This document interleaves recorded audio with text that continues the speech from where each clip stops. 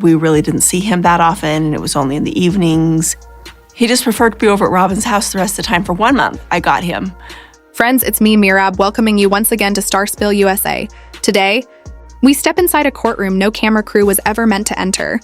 A place where silence weighs heavier than truth, and every whispered secret from the Brown family is about to echo louder than the judge's gavel. This isn't reality TV anymore. This is reckoning, legal, emotional, spiritual, all of it laid bare beneath cold fluorescent lights. The courtroom is full, reporters clutching notepads, curious fans craning their necks for a glimpse, and strangers who just came to watch a family unravel. Yet for all the noise, you could have heard a pin drop. Christine Brown sits rigid, her jaw locked tight, the faintest tremor in her hands betraying the calm she's forcing upon herself. Her eyes are fixed ahead, unflinching, as if she's been waiting her entire life for this moment. Across the aisle sits Robin Brown, pale pink dress pressed neatly, a manila envelope clutched to her chest like a holy relic, her final defense, or perhaps her final mistake. Beside her, Cody Brown leans back in his chair, expression unreadable, posture smug. His golden curls are too smooth, too deliberate, every inch of him groomed for control. He believes this is just another show, another episode where he gets the last word. But when the judge's voice cuts through the silence, "Is there any member of this family who wishes to testify against Mr. Brown?" Everything begins to fracture. Christine rises. The scrape of her chair echoes like thunder in the still room. Heads turn. Cameras flash. Because sometimes the people who swear forever are the first to lie when the truth stands under oath. And so begins the unraveling of the Brown legacy. The door creaks open, a soft groan of old hinges, yet to Christine it's the sound of destiny shifting. She walks in first, shoulders squared beneath a charcoal gray blouse, no patterns, no color, just quiet strength. She doesn't glance to her left or right. She doesn't need to. She knows who's watching. To her right sits Janelle, arms folded across her stomach, gaze fixed downward, the picture of composure hiding something darker. Regret, maybe. Resentment, almost certainly. Behind her, Mary sits stone-faced, lips pressed thin, the ghost of someone who once smiled for cameras now haunting her own silence. And then there's Robin, trembling, clinging to her purse as though it might run away. She doesn't yet look like the woman fans blame for breaking a family apart. But her eyes are already glistening, preemptive tears waiting for the right moment. Beside her, Cody leans back, hands clasped in a pyramid beneath his chin. Too relaxed, too confident. The arrogance of a man who's been believed too many times. The smug calm of someone who's mistaken control for truth. The judge enters. The clerk calls the room to order. Christine doesn't blink. She's waited too long for this. Sometimes the loudest truths are born in the quietest moments. This court is now in session, the judge says. Christine is summoned first. She rises, walks to the stand with steps that echo against marble. No notes in her hands, no papers, just years. Years of manipulation, of broken promises, of being told her feelings were jealousy when they were actually grief. When she begins to speak, her voice doesn't tremble. It's steady, deliberate, the sound of a woman reclaiming herself. "Your Honor," she says, "I didn't bring this suit for revenge. I brought it because I want the truth. For all of us." Cody smirks, leans toward Robin to whisper something. The judge catches it immediately. "Mr. Brown, please refrain from commentary." The smirk fades. Christine continues. She doesn't talk about jealousy or religion or plural marriage. She talks about abandonment.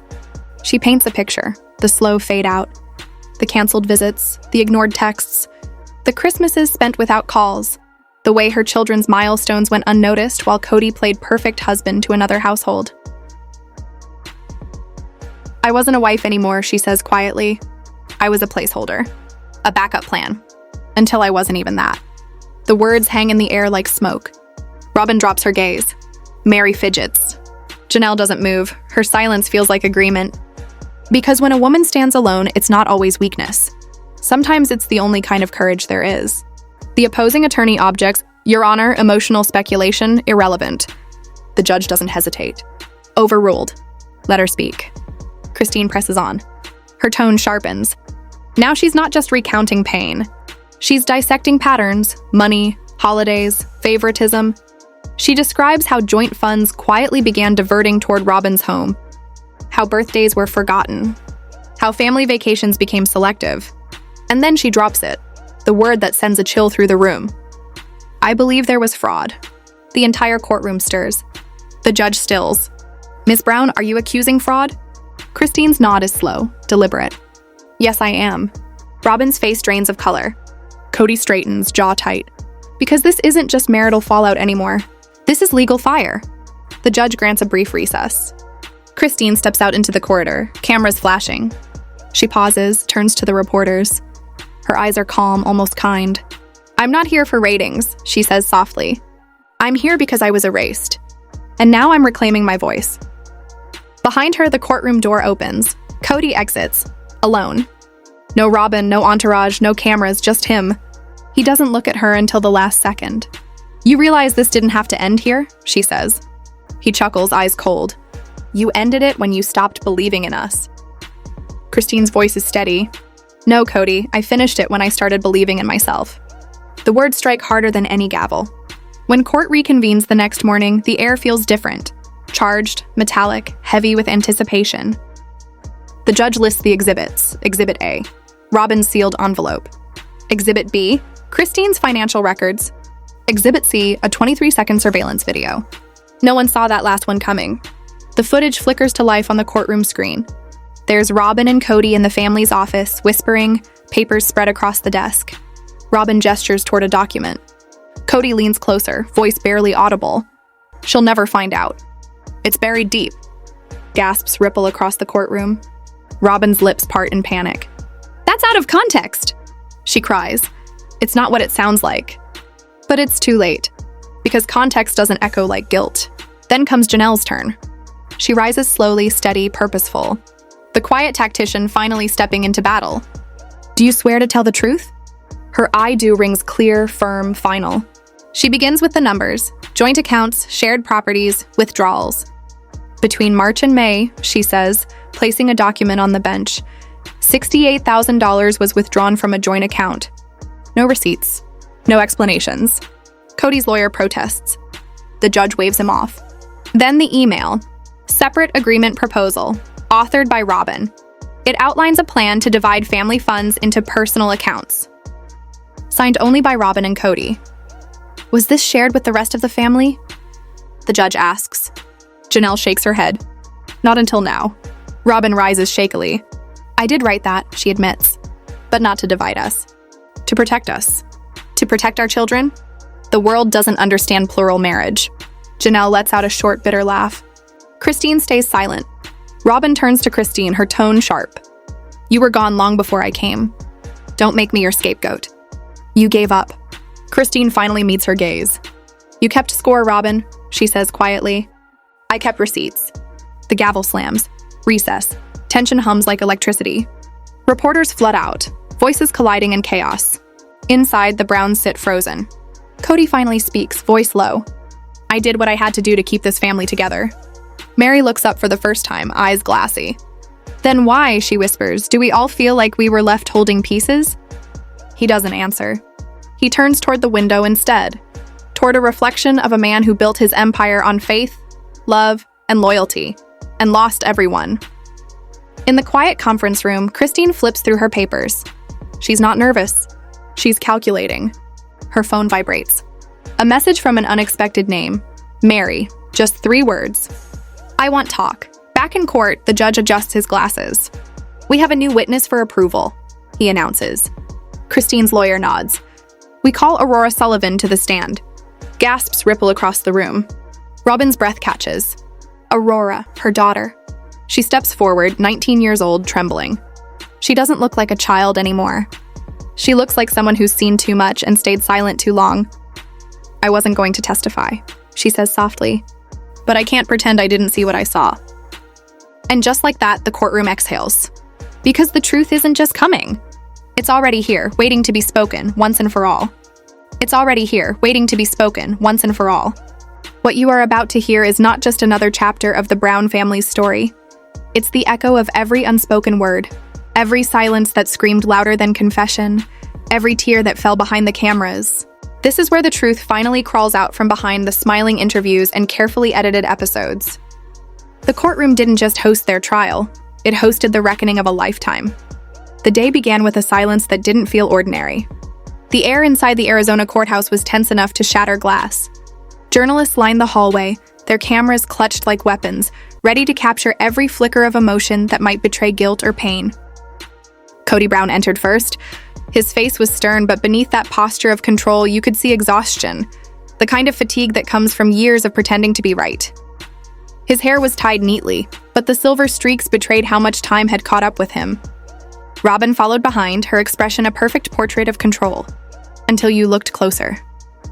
Her eyes darted, scanning faces in the courtroom like she expected someone to stand up and point a finger. There was fear there, not the kind that comes from being wrongly accused, but the kind that comes when secrets begin to surface. Christine sat across the room, her head held high. There was no anger in her face, only resolve. The kind of strength that comes from losing everything and realizing that what you lost was only what was meant to leave. Her lawyer placed a stack of files before her, and one sealed envelope that everyone seemed to notice. Mary sat behind Christine. Her presence was quiet, but her eyes, oh, those eyes, they told stories of sleepless nights, silent prayers, and years of compromise. Next to her was Janelle, calm as ever, her hands folded, her mind already a storm of memories. The judge entered. Cameras clicked. Everyone stood. And the world held its breath. When Christine's name was called, she walked to the stand with the poise of a woman who had waited too long for her truth to be heard. The courtroom light caught her hair, making it glow like she carried her own dawn. Her voice was calm but heavy. "Your Honor, this isn't about revenge," she began. "It's about what was hidden from us. From me, from my children, from everyone who believed in the family we showed on television." She took a slow breath. For years, we trusted Cody to be honest about the money, the decisions, the sacrifices. But trust without transparency is manipulation. And that's what this became. A murmur rippled through the crowd. Robin's lawyer immediately objected, claiming irrelevance, but the judge raised a hand. Overruled. "Continue, Mrs. Brown." Christine's eyes didn't leave Cody's. "I followed the money," she said softly. "And what I found was a pattern, one that began the same year Robin joined the family." Robin's face went pale. Cody shifted uncomfortably. Christine opened the folder and lifted one paper after another, transfers, bank statements, property records, each piece building a story more powerful than any confession. "This account," she continued, tapping the document, "was supposed to hold contributions from all wives, equally. It didn't. Over $80,000 was redirected to cover personal expenses, all tied to Robin's household. When I questioned it privately, I was told to have faith. When I brought it up again, I was called jealous." Her voice didn't crack, but the silence in the room did. Robin leaned toward her lawyer, whispering furiously, but Christine kept speaking. "Your Honor, the emotional damage wasn't just about money. It was about being made to believe that we were selfish for asking questions, that our pain was disobedience." Janelle's eyes glistened. Mary turned her face slightly away, perhaps remembering the same words used on her years ago. Then came the envelope. Christine held it carefully, almost reverently. "This," she said, "is something I wrote in 2020. I never meant for it to be read in a courtroom. But I think it's time." She handed it to the bailiff. The clerk opened it, read silently for a moment, and then passed it to the judge. The judge read aloud. "To Cody, there was a time when I believed in the dream you sold us. I believed we were a family chosen by faith. But what I didn't realize was that your love had conditions. Every rule you made was about control. Every promise was about power. And every time I cried, you told me to pray harder. As if faith could heal the wound you kept reopening. I stayed longer than I should have, hoping the cameras would one day catch the truth. That we were not united. We were managed. And the world will one day see that the only woman you ever protected was the one who mirrored your own reflection." The last line fell like thunder. Robin covered her face. Cody looked away, jaw tight. Mary was visibly trembling, her lips pressed together to stop the tears. Janelle whispered something under her breath. Maybe a prayer, maybe a curse. The courtroom was silent for several seconds. Even the reporters didn't type. Then unexpectedly, Cody stood. "Enough," he said, his voice echoing. "You've had your spectacle, Christine. You've twisted everything again. You all wanted me to be the villain because it's easier than facing your own guilt." The judge warned him to sit down. But Cody's anger had found its rhythm. "I gave you all a life, a home, security," he continued. "You think the world cares about the truth? No, they want a show. And you've turned this family into one. Christine didn't respond. She simply looked at him with that quiet pity that only truth can give. Then Robin stood. Her tears, though real, seemed rehearsed. The kind that falls when the world is watching. "We all made mistakes," she said, her voice trembling. "But I never stole anything. I was trying to keep this family together while everyone else was trying to tear it apart." Christine turned her head slowly toward Robin. "You didn't just steal money, Robin. You stole time. You stole loyalty, and you made him believe that betrayal was devotion. You made all of us question our worth." The audience gasped. At that moment, the courtroom no longer felt like a legal space. It felt like a confessional. The walls seemed to absorb years of unsaid pain, resentment, and the ghosts of every dinner table argument that ended with silence. The judge finally spoke. "This case may involve financial matters, but what I'm witnessing is deeper. It's a family unraveling itself after decades of emotional currency being spent without balance." He looked at Cody. "Mr. Brown, the law will deal with the numbers. But the damage here, that's not something a ledger can fix." Cody's face hardened. Robin wept quietly. Christine exhaled, her body visibly lighter, as if releasing the weight she'd carried for half a lifetime. Outside the courtroom, reporters swarmed. Fans whispered. Some cried. Some cheered. But Christine didn't speak to any of them. She just walked out into the sunlight. And for the first time in years, the Arizona air didn't feel heavy on her skin. The envelope and the reckoning Christine sat frozen. For a long moment, even her heartbeat felt distant, like it belonged to someone else. Robin's face had drained of color, her breath shallow and uneven. Across the courtroom, Aurora's voice trembled, yet it didn't waver. She was reliving that night, the night none of them were supposed to talk about. They were arguing again, she whispered. Dad was shouting about loyalty. Mum was crying, saying Christine had poisoned everyone's minds against us. A murmur rippled through the gallery. Cameras clicked. But Aurora wasn't looking at the press. She wasn't even looking at her mother anymore. "I overheard her," she said, voice breaking. She said, "We'll just tell them it was a bank mistake. They'll never verify." Robin's hand shot up to her mouth as if she could shove the words back inside. But it was too late. Aurora's eyes filled. "I love my mum," she said softly. But she lied. And she made me lie too. I can't keep doing it. It was the kind of silence that feels physical. Thick, suffocating, and sacred. Even the judge lowered his pen. The air inside that courtroom didn't move for several heartbeats. Christine rose slowly from her seat. She walked toward Aurora, not with accusation, not with anger, but with something gentler. Gratitude, perhaps. A silent thank you from one woman to another, across generations of loyalty and silence. The judge finally exhaled, his voice steady. Witness excused. Court stands in recess until morning. Everyone moved like ghosts. Robin kept her head down, trembling. Cody didn't comfort her. Janelle lingered near the doorway, her jaw clenched. Mary approached quietly beside her. Two women once divided by years of distrust, now bound by what they had both lost. And then something no one expected happened. Mary reached out and took Christine's hand. Not in forgiveness, not yet, but in recognition that something had been stolen from them both, and that maybe finally they were allowed to admit it. For the first time in years, there was no competition, no hierarchy, just a fragile alliance born of shared betrayal. Christine leaned closer and whispered, "This isn't over." Mary's lips curved in the faintest smile. "No," she said. "It's just beginning." Outside, the media frenzy screamed. Inside, the judge made one final note. Envelope to be opened upon final testimony. Session 3, critical. When the doors closed for the evening, one truth echoed through the stillness. Tomorrow, that envelope would be opened. And when it was, nothing would ever be the same again. Morning broke with rain. Not the soft, forgiving kind.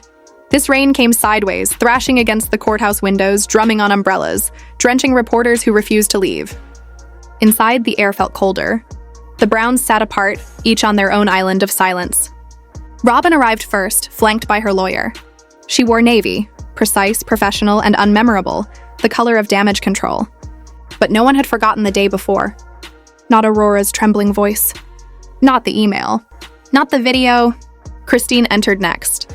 Unhurried, composed, and with that quiet kind of certainty that comes from already knowing how the story ends. Janelle followed her, then Mary, And this time, Mary didn't sit alone.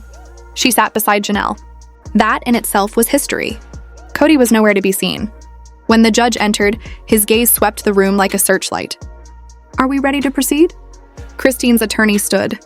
"Yes, Your Honor." We move to unseal Exhibit A, the envelope submitted by Mrs. Robin Brown. A wave rippled through the gallery, journalists lifting their pens, phones raised, breath held. Robin stiffened. Her attorney leaned in, murmuring urgently. But she didn't move. The envelope lay on the desk before her. Sealed, heavy, the paper swollen slightly from the humidity. "Objection," her lawyer barked. "The envelope contains privileged material." Christine's attorney's voice was calm, measured, merciless. "Your client entered it as evidence. She can't now hide behind privilege." The judge nodded once. "Overruled. Open it." The courtroom held its breath. When secrets are dragged into light, it's not just the guilty who tremble. It's everyone who helped them hide. Robin's hands shook as she reached for the flap. She hesitated, then tore it open in one swift motion. 3 papers slid out: a financial ledger, a private agreement signed by Cody and Robin, and a letter written in her own handwriting. A collective gasp. Christine's lawyer stepped forward and handed them to the judge. The judge adjusted his glasses, scanning the first page. A financial statement, Nevada-based account, deposits totaling $112,500. Within 8 months, funds drawn from joint business profits redirected to a private LLC in the name of Robin Sullivan Brown. Janelle straightened. "Nevada?" she whispered. The words cracked through the courtroom like lightning. The judge's eyes lifted. "Mrs. Brown, do you have an explanation for this?" Robin's voice was small, almost childlike. "Cody told me it was necessary." "For what purpose?" She swallowed. "For when the other wives left." Gasps echoed around her. The doors opened behind them. Cody entered, late, deliberate, utterly unaware that the ground beneath him had already shifted. Sometimes the moment you walk into a room is the same moment your lies walk out. He stopped, catching the tension in the air, eyes moving from the judge's expression to the torn envelope. "Am I interrupting?" he asked lightly. "No," the judge replied coolly. "You're just in time to explain this." Cody took the documents, flipping through them quickly, his expression tightening with each line.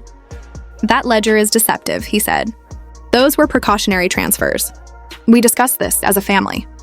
Christine's voice cut through the silence like a blade. "No, we didn't." Cody turned toward her, smirking faintly. "Perhaps not with you." The words landed like a slap. The judge lifted the second document, the private agreement. "This appears to be a contingency plan, signed by both Mr. and Mrs. Brown, to secure personal property and separate assets from the non-committed wives." "Non-committed?" Janelle echoed, her voice rising. "You mean us?" Robin's tears spilled over. "He said you'd leave," she cried. "He said we had to prepare." Mary stood, her voice shaking. "You looked me in the eyes last year and told me we were still a family." The courtroom turned cold. Robin's sobs filled the silence, but no one moved to comfort her. Christine stepped forward. "Read the letter." The judge unfolded the final page. Robin's handwritten message to her children. "To my babies," he began. "Because I know one day you'll ask why this happened, why our family fell apart, why we had to fight for what was ours. Your dad and I made choices you might not understand yet." The letter rambled on, soft words trying to justify hard decisions, trying to make betrayal sound like sacrifice. It ended with a line that pierced through everyone in the room. "They'll come for us, but they won't take what's yours. Love, Mom." Christine looked at her, quiet fury in her eyes. "You wrote a farewell letter before the war even began," she thought. "You knew exactly what you were burning down." Cody leaned back in his chair, motionless. Robin covered her face. Christine faced the judge. "I rest my case." Recess was called, but the air felt different. Vacuumed, stripped of oxygen. No one spoke. Outside in the hallway, Cody finally stopped in front of Christine. "You don't get to play innocent," he hissed. "I never said I was innocent," she replied softly. "I said I was tired." "Of what?" "Of betrayal." Janelle stepped forward. "You plotted your escape while demanding our loyalty?" Cody's jaw tightened. "You weren't loyal." Mary's voice cut through, steady and clear. "None of us were loyal enough for you, Cody. That's the truth." He said nothing more. He simply turned and walked away, alone. Back inside, Robin sat at the defense table motionless. Aurora approached her quietly and touched her arm. "I didn't do it to hurt you," she whispered. "I just couldn't live with the lie anymore." Robin nodded once, her eyes glassy. "I'm scared," she murmured. Christine heard her. For a brief second, the anger in her chest softened. Robin had clung so tightly to control that she'd crushed everything she meant to protect. Sometimes the hardest person to forgive is the one who turned you into someone you never wanted to be. The judge returned, voice grave. "In light of these documents and testimonies, this court will consider potential financial misconduct, ethical breaches of marital trust, and civil violations. Further hearings will be set in 48 hours. Christine turned to Janelle. "He never thought we'd get this far." Janelle smiled faintly. "He didn't think we'd stand together."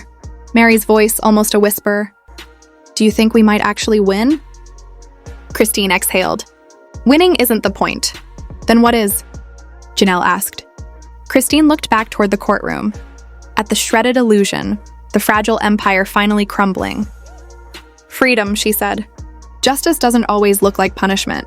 Sometimes it looks like walking away, without asking permission." Outside, the media storm raged, cameras flashing, headlines forming, words already twisting. But inside it was quieter, still fractured, still raw. The next session would not be about money. It would be about legacy, truth, and the kind of love that destroys as much as it saves. And someone, before it ended, was going to shatter completely. When the court reconvened, the clouds outside had turned almost silver, but inside, the tension was thicker than ever. The judge looked tired. The attorneys shuffled their papers too quickly. Than ever. The judge looked tired. The attorneys shuffled their papers too quickly. Robin didn't look up once. Christine entered first this time, Janelle beside her. There were no whispers, no smiles.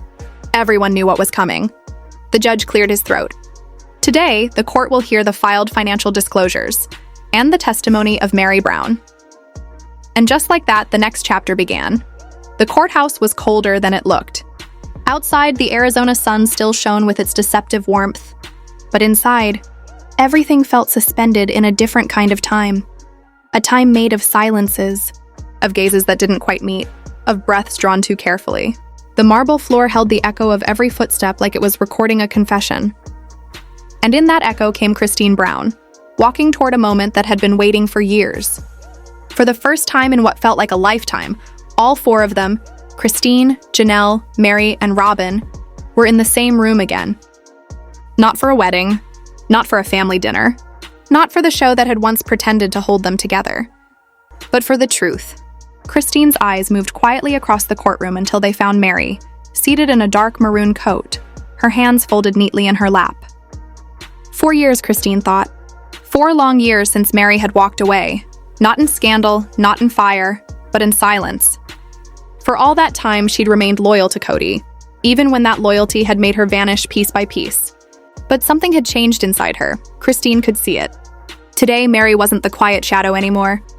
Today, she had come to tell the truth she'd never dared to say. It was always the quiet ones who carried the most dangerous stories, the ones that could burn everything down. The first hour passed like a storm held behind glass.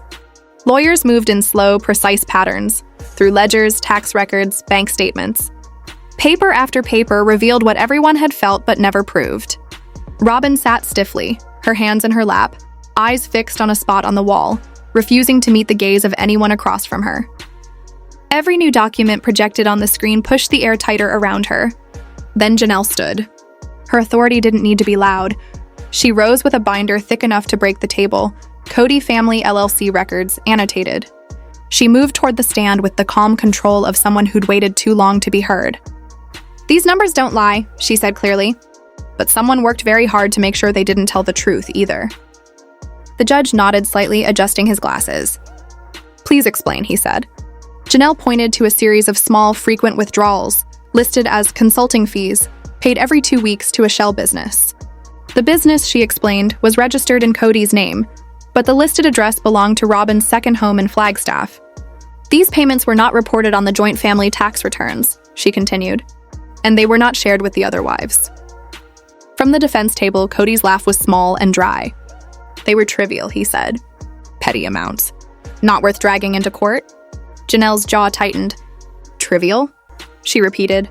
Regular withdrawals made over 3 years, concealed from joint accounts, totaling tens of thousands of dollars. That's not trivial, that's deliberate. The judge leaned forward, his tone measured but firm. Mr. Brown, were these earnings distributed to the plaintiffs? Cody's attorney interjected smoothly. Your Honor, these were known personal rewards separate from family income. Christine stood before her lawyer could stop her. Then why, she asked, her voice low and calm, were they removed from the family account? The judge raised his hand. The witness may answer.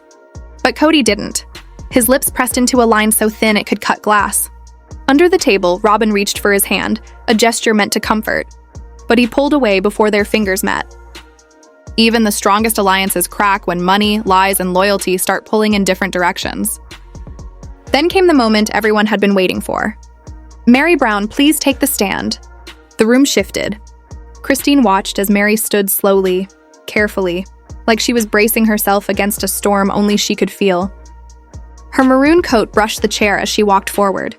She took the oath, her voice steady even as her fingers trembled slightly. And when she sat down, she didn't look at the judge. She didn't look at the lawyers. She looked straight at Cody. I loved you, she began softly. The room fell so quiet, the hum of the air conditioner sounded like a scream. Longer than anyone, deeper than anyone. Cody shifted in his seat, uncomfortable but still defiant. Mary's eyes didn't move. But I lost sight of the man I married years ago. You stopped being my husband the day you asked me to legally divorce you, for Robin. You could have heard a pin drop. You told me it was temporary, Mary continued. You said it was for the sake of her children. You said we would go back to normal. Her voice cracked, then hardened. But you never looked back. You never looked at me the same way again. Christine lowered her eyes. Janelle's lips pressed together. Mary drew in a shaky breath. I reminded myself that loyalty was more important than happiness. That if I just waited patiently, things would go back to the way they were. But now I see, you weren't waiting with me. You were building a life without me. Her words hit like stones in still water. Some heartbreak, Christine realized, isn't born of betrayal. It's born of silence.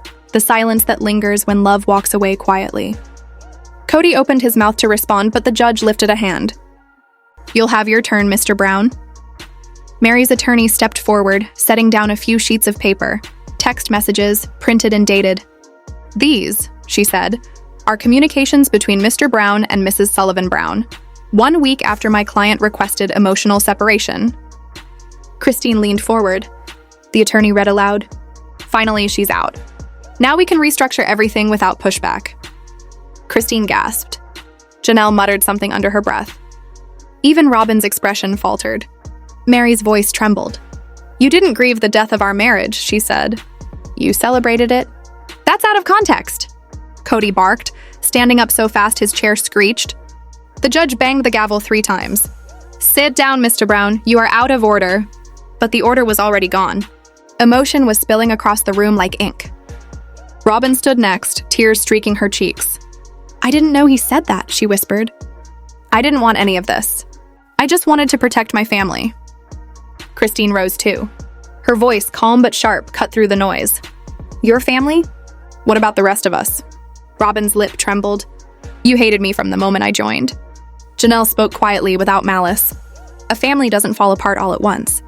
It comes undone strand by strand until someone pulls hard enough to unravel it. Robin shook her head, pacing.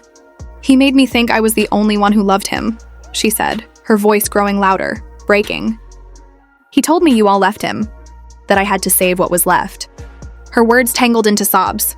But you used me, she turned to Cody, her hand shaking. You turned me into the villain because you were too scared to face the truth. Cody's face twisted. You loved the attention, he snapped. You wanted it all, but the fight drained out of him before the sentence ended. Robin sank back into her chair, sobbing. The courtroom fell silent again, heavy, exhausted, but alive with everything that had finally been said. The judge's gavel struck once more. This court will recess for 1 hour. Nobody spoke as they left the room. Cody walked out alone. Christine didn't even glance his way. Janelle followed beside Mary, their silence now a quiet unity. In the hallway, Christine exhaled. We don't need his apology, she said softly. Janelle nodded. We just needed the truth. Mary smiled faintly. And we got it. They weren't healed, not yet. But for the first time in years, they weren't hiding. Not yet. But for the first time in years, they weren't hiding. When the recess ended, the tension didn't ease. It only deepened. The courtroom lights seemed sharper, the air colder, and every sound louder than before. People filed back into their seats like actors returning to a stage they no longer wished to perform on. But the show wasn't over. It was only about to turn raw. Robin was already sitting when the others entered again. Her eyes were red, her shoulders tight, and she kept twisting a tissue between her fingers until it shredded. She hadn't spoken since her breakdown, and no one tried to speak to her. Even her lawyer sat quietly beside her, whispering something now and then, but she didn't respond. Christine entered next, composed, but not cold. Her chin lifted slightly, the strength of someone who'd carried pain long enough to no longer fear it. Janelle walked beside her, calm but steady. Mary came last, slower than the others, her maroon coat trailing behind her like a shadow of old years. Together, the three women didn't speak, but their silence carried a quiet power. Then the judge re-entered. He adjusted his robe, cleared his throat, and gave a short nod. "This session will begin," he announced, with Mr. Brown's testimony. A door at the side of the courtroom clicked open. Cody walked in, not in his usual polished manner, but in something looser, almost careless. His suit jacket was unbuttoned, his collar open, his hair uncombed. The man who had once lived for control now looked like someone stripped of it. Christine watched him walk to the stand. To her, he looked smaller somehow, though his voice still carried that same self-assured weight when he took the oath and sat down. "I want to be honest," Cody began. "This case, it's not about justice or fairness. It's about hurt feelings and vendettas dressed up in court filings." Christine didn't flinch. Janelle leaned back, unimpressed. Mary just looked down at her folded hands. Cody continued, his tone growing defensive. "Yes, mistakes were made. Yes, emotions were high. But no crime was committed here. What happened was just the natural erosion of a family that nobody had the courage to maintain." For a moment, even the judge went still. The arrogance in his voice wasn't loud, but it filled the space like a fog. Cody looked directly at Mary. "You could have come to me," he said. "You could have supported me instead of turning against me." Then to Christine, "You could have forgiven me." But none of them responded. They didn't need to. Their silence was its own testimony. Cody exhaled sharply and leaned forward. "I gave everything to this family," he said. "I'm sorry that wasn't enough." The judge's face didn't move. "Thank you, Mr. Brown. You may stay for cross-examination." Christine's lawyer stood. He held up a stack of papers, the ledger Janelle had introduced earlier, the same one Robin had refused to look at.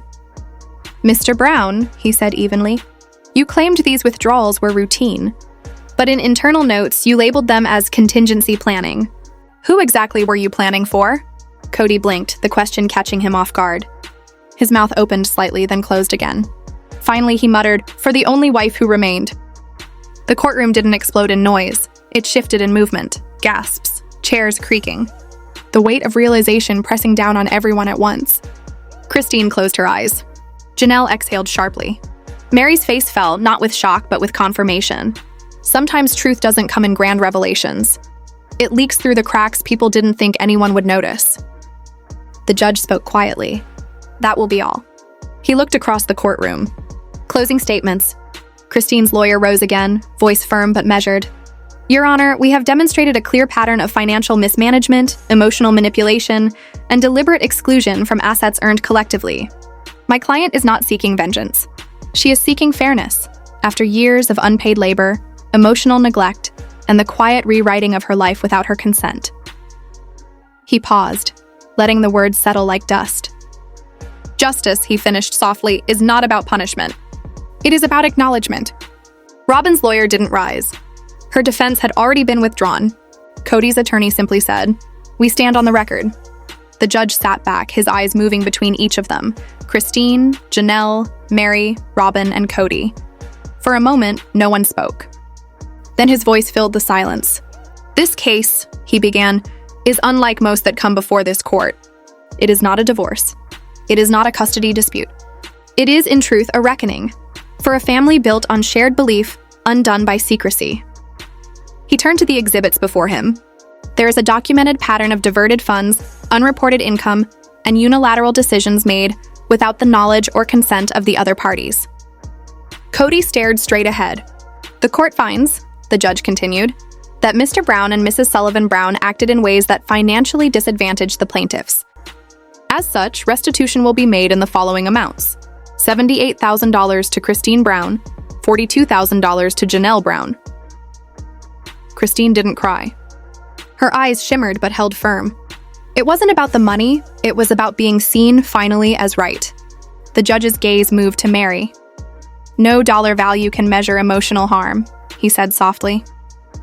"But your testimony has reframed the context of this family's collapse. The court thanks you." When the gavel came down, it didn't sound like a sound of ending. It sounded like a release. For the first time in years, silence meant peace. But then, as people began to stand, a voice rose, quiet but trembling. "I have one more thing to say," Robin said. The judge paused. "Proceed." She stood slowly. Her hands were still shaking, but her voice carried the fragile weight of sincerity. "I blamed you," she said, turning toward Christine, then Janelle, then Mary. "All of you. It was easier than admitting I was scared. I thought if I could keep him close, he'd love me enough to keep me safe. But he only ever protected himself." She reached into her bag, pulling out a folded check, and placed it on the table before Christine. "This covers the balance," she said softly. "Not because I have to, but because it's the right thing to do." Christine stared at it, then at Robin. "You don't owe me money," she said. Robin nodded faintly. "I owe you more than that. But this is a start." She didn't look back at Cody as she walked away. The doors closed behind her, leaving the courtroom still and stunned. Cody stayed seated, unmoving, his gaze fixed somewhere no one else could see. Nobody approached him. Not the women, not the lawyers, not even the bailiff. Christine stood first. Sunlight from the tall windows caught her face as she walked toward the exit. Janelle followed, her expression calm, almost relieved. Mary came last, her steps slow but certain. They didn't hold hands. They didn't cry. But their steps sounded lighter than they had in years. Outside, the cameras waited. Reporters shouted questions, microphones thrust forward. "Christine, do you have any comment on the verdict?" She paused, looked directly at the flashing lights, and said simply, "Sometimes justice doesn't give back what you lost. It just gives you permission to stop apologizing for wanting more." And then she walked on. They didn't look back. They didn't wait for him. Because this story had never really been about Cody. It was about the women who rebuilt themselves from the ashes, who discovered that survival, not revenge, was the truest form of freedom. Not revenge was the truest form of freedom.